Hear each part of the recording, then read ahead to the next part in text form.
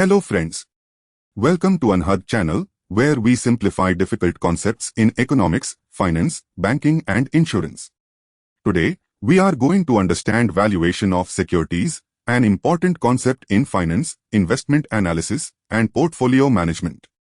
Whenever investors plan to purchase a share, bond or any other financial asset, one important question comes to their mind. Is this security really worth its current market price? Could it be available at a discount? Is it overpriced?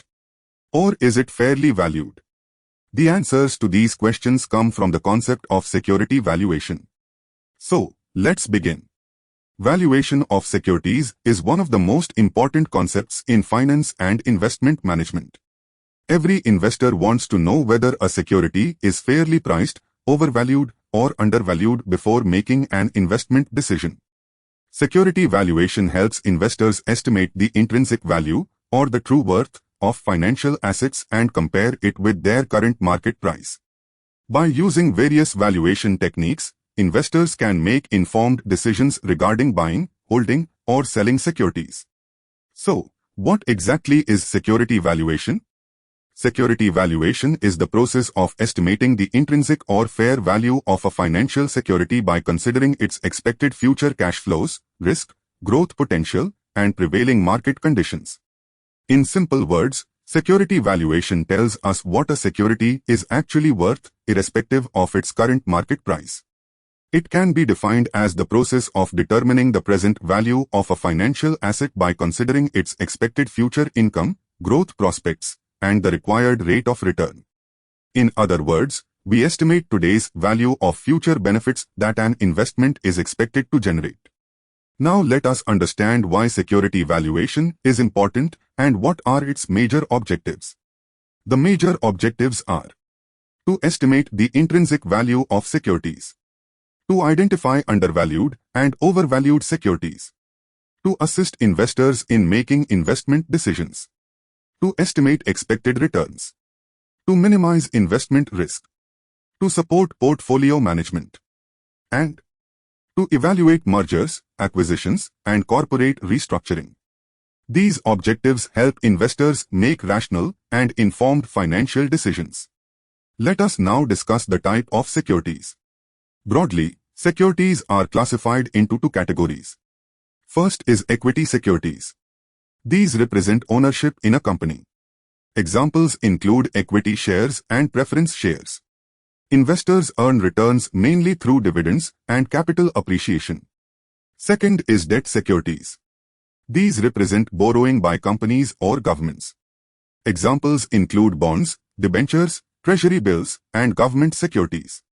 Here, investors primarily earn interest income, along with repayment of principal at maturity. Our next topic is factors affecting security valuation. The first factor is expected cash flows. Higher expected dividends or interest payments generally increase the value of a security because investors expect to receive higher future income. The second factor is risk. Higher risk reduces the present value of future cash flows because investors demand a higher return for accepting greater uncertainty. Thus, higher risk leads to higher required return, which leads to lower present value. The third factor is market interest rates. When market interest rates increase, existing securities become less attractive, causing their values to decline. On the other hand, when interest rates decrease, existing securities become more valuable and their prices generally rise. Another factor is inflation. High inflation reduces the purchasing power of future cash flows. Therefore, the present value of those cash flows decreases, reducing security valuations.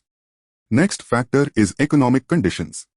Economic growth generally improves business profits and corporate earnings, increasing security values. Economic slowdown often reduces earnings and lowers valuations. Company performance is the next major factor. Strong profitability, efficient management, healthy financial statements, and good corporate governance improve investor confidence and increase valuations. The last factor to be discussed is market sentiment. Investor expectations, political events, economic news, and market psychology often influence market prices in the short run. Our next topic is the methods of valuation of equity shares. There are several methods used to value equity shares. The most popular methods include Dividend Discount Model or DDM, Gordon Growth Model, Price Earnings Ratio Method, Discounted Cash Flow Model, and Relative Valuation Methods. Let us discuss each one. First method is Dividend Discount Model, DDM. The dividend discount model assumes that the value of a share equals the present value of all future dividends expected from that share. In simple words, a share is worth today's value of all future dividends. Mathematically, value of share is equal to present value of expected future dividends. For a one-period model, the formula is P0 is equal to D1 plus P1 divided by 1 plus K, where P0 is the current value of the share. D1 is the dividend expected next year. P1 is the expected selling price at the end of the year. K is the required rate of return. This formula discounts both the expected dividend and the future selling price to their present value. Second method is Gordon Growth Model. Now suppose dividends continue to grow every year at a constant rate. In such situations, we use the Gordon Growth Model. The formula is P0 is equal to D1 divided by K minus G, where P0 is the current value of the share. D1 is the expected dividend next year. K is the required rate of return. G is the constant growth rate of dividends. This model is particularly useful for mature companies that pay regular and steadily growing dividends. Third method is Price Earnings Ratio Method. This method estimates the value of a share based on the company's earnings. The formula is share price is equal to EPS into PE ratio, where EPS means earnings per share. If a company earns 20 rupee per share and the industry PE ratio is 15, then share price is equal to 20 into 15 is equal to 300 rupees. Generally, companies with higher growth expectations enjoy higher PE ratios. Fourth method is Discounted Cash Flow, DCF, method. The Discounted Cash Flow method values a company by estimating the present value of all of its expected future cash flows. This means every future cash flow is discounted back to today's value, and the sum of all discounted cash flows represents the value of the company. The DCF method is widely used in investment banking, corporate finance, and business valuation. Another method used is Relative Valuation Method. It refers to comparing major indicators like PE, PB, EV, etc. of the company with that of other similar companies. Let us now move to bond valuation. Unlike equity shares, bonds generate two types of cash flows. The first is periodic coupon payments, and the second is the repayment of face value at maturity. Therefore, the value of a bond equals the present value of these two cash flows. The formula is bond value is equal to present value of coupons plus present value of face value. The detailed formula is, suppose face value is equal to rupees 1000. Coupon rate is equal to 8%. Market interest rate is equal to 10%. Since investors can earn 10% elsewhere, a bond paying only 8% becomes less attractive. Therefore, its market value will generally be less than rupees 1000. One of the most important principles in finance is that bond prices and market interest rates have an inverse relationship. When market interest rates increase, bond prices decrease. When market interest rates decrease, bond prices increase. This happens because fixed coupon payments become relatively less or more attractive as market interest rates change. Now let us understand another important concept, intrinsic value. The intrinsic value is the estimated fair value of a security. The market price is the price at which the security is currently traded in the market. Investment decisions are made by comparing these two values. If market price is less than intrinsic value, the security is undervalued.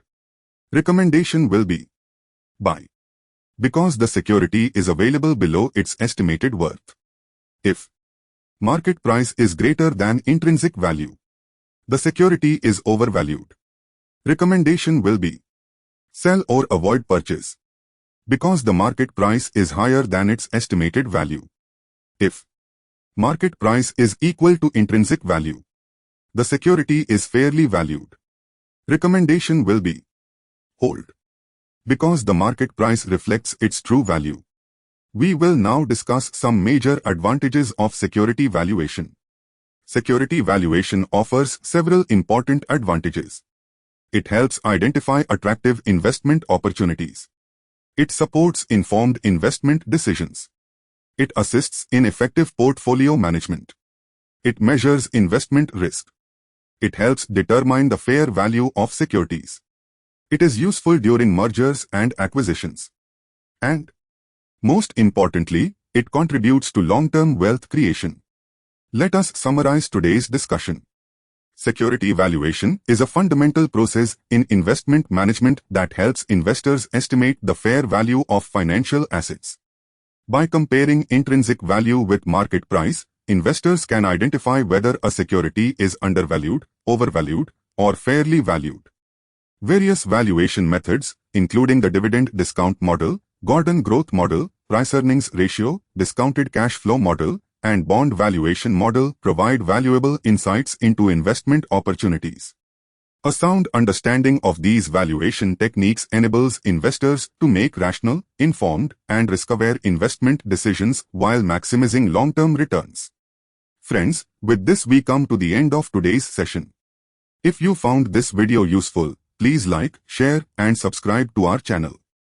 Don't forget to press the bell icon so that you receive notifications whenever we upload a new video. On this channel, we regularly upload educational content on economics, finance, banking, insurance, financial crime, GST, income tax, accounting, financial management, and investment management in a simple and easy-to-understand manner. Please explore the channel for more videos on these topics. See you in the next video with another interesting and informative topic. Till then, bye and take care.